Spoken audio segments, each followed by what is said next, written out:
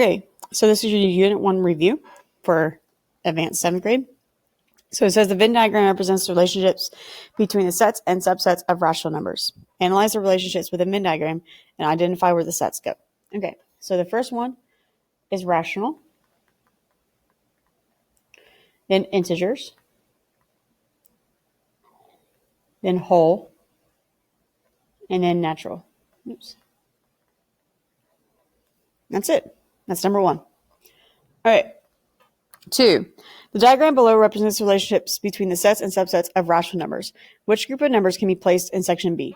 Okay, well, we know that this is rational and this is whole, so this has to be integers. So which set of these are integers? And if I looked at them, is letter H, because they're not decimals nor fractions. Okay, number 3. Which Venn diagram correctly describes the relationship between the set of integers and the set of whole numbers? Okay, so integers should be eating whole numbers. So the answer should be A, because all sets of numbers are integers. And so whole numbers go inside. 4. Robert and Dora need to write 4,300,000,000 using scientific notation. Robert wrote that as 4.3 times 10 to the 8th. But Dora wrote as 4.3 times 10 to the 9th. Which statement is true? Well, let's just figure out which one's true.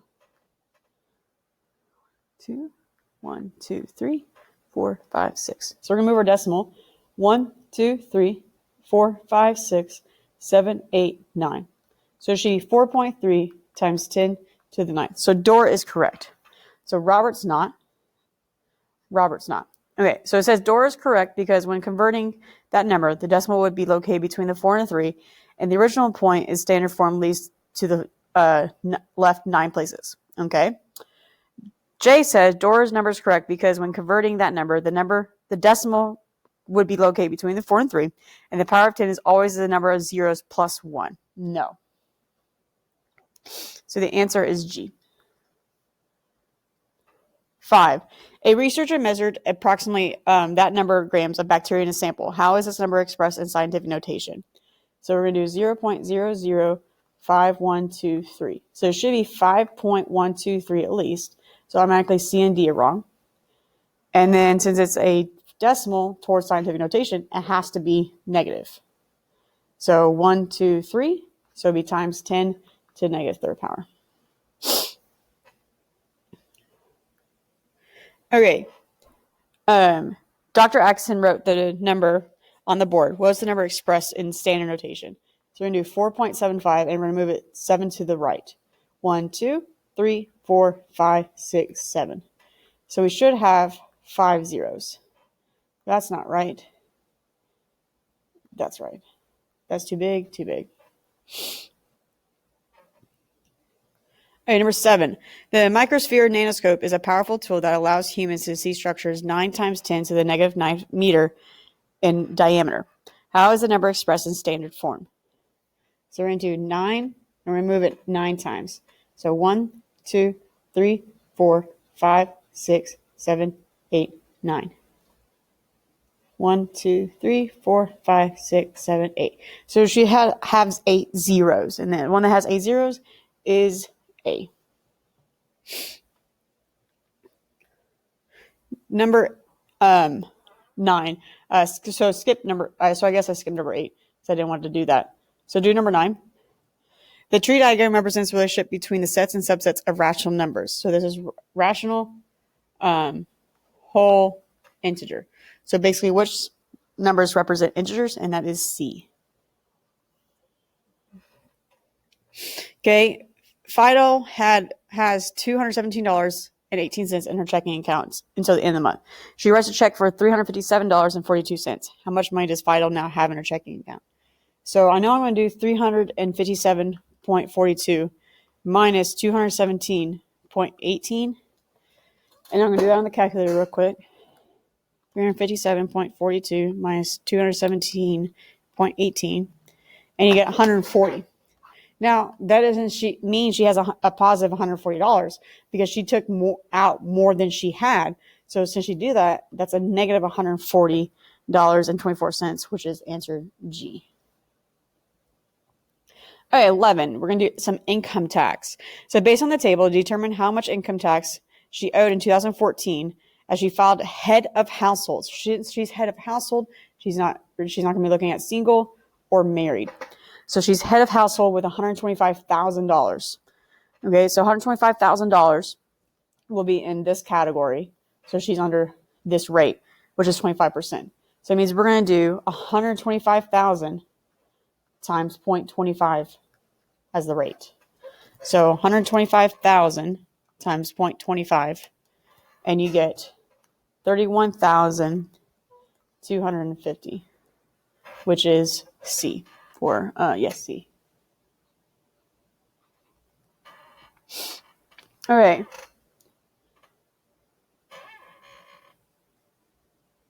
No, it's not.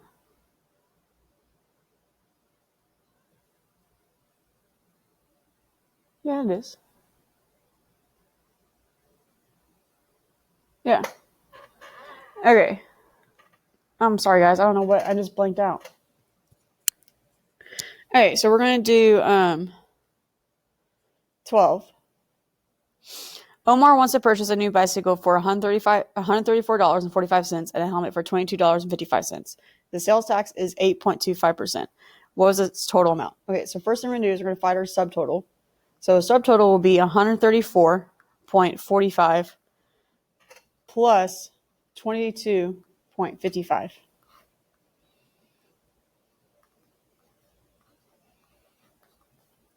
So you get 157 as your subtotal.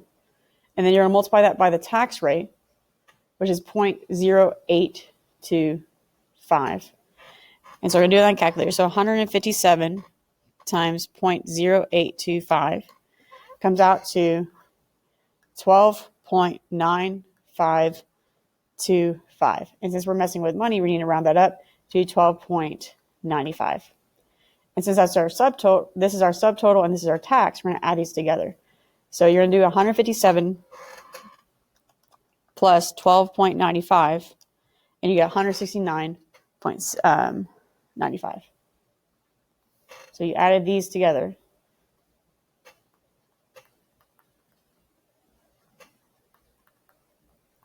And you get 169.95.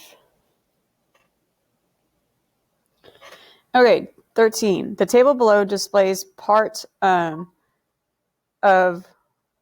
Rachel's assets and liabilities. Use Rachel's partially completed assets and liabilities statement along with the following information to determine her net worth. Okay, so we need to figure out if the car value is an asset or liability. Since it's a value, it's an asset. Okay, and then cash on hand is an asset. Car loan, something you have to pay back, is a liability, and certificate of deposit is actually an asset. So what we're going to do is we're going to add up all our assets. So 2,025, 1,500, 6,050, 4,800, 150, and then 1,500 are all our assets. So let's add them up. And I'm just going to do that all together on the calculator.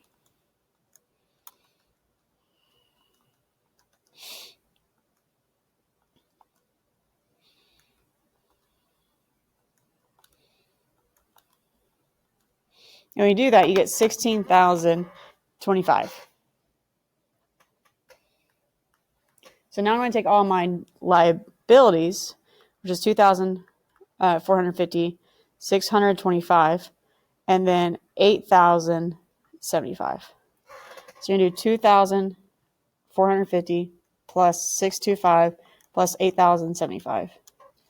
And you come out to 11,150. And then, so we need to do assets minus liabilities. So we're going to do 16,025 minus our liabilities, which is 11,150. And since our assets are bigger than our liabilities, that means my net worth is going to be a positive $4,875. So the answer is A. Okay, Isaiah has organized his personal information to calculate his net worth in a table. Based on the information, which table could be Isaiah's assets and liabilities? And then answer choice is right here. So I'm going to go and label all the assets and liabilities. So that's a liability, asset, liability, credit card debt's liability, asset, asset, asset, asset. Okay, so I'm going to add up all my assets.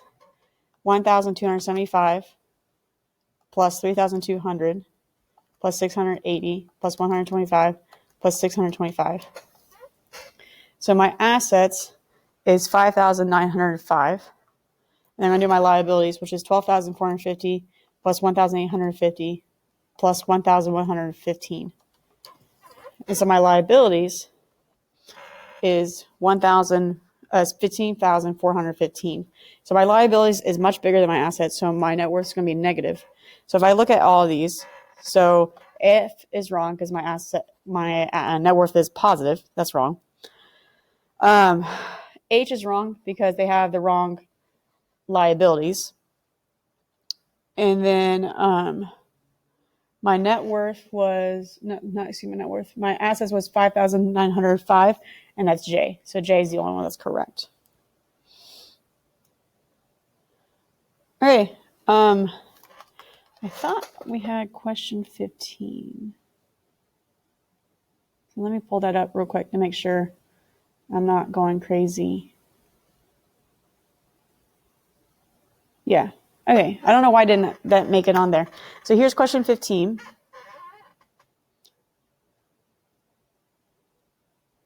So it says a grocery store flyer this week included the sale price information shown below. So red grapes is 5 pounds for $5.50. 3 for $9. Soda is $3 for $9.99. Snack pack is buy two at $1.50 each. And then lunch meat is $4.25 each. So she says she's going to need 2.5 pounds of grapes. So, well, I know. So 2.5. So 5 pounds is for $5.50. So 2.5 is half of 5.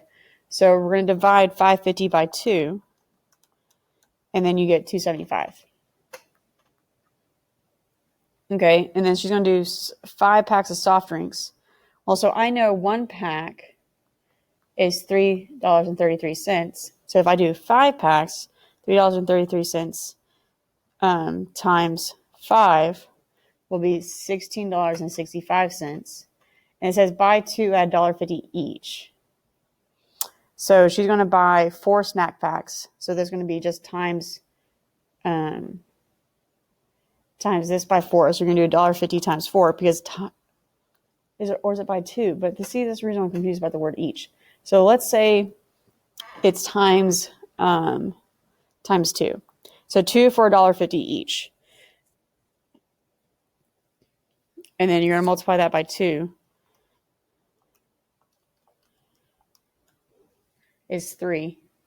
But just in case, if I do think this is wrong, so 1.5 times 4 is 6.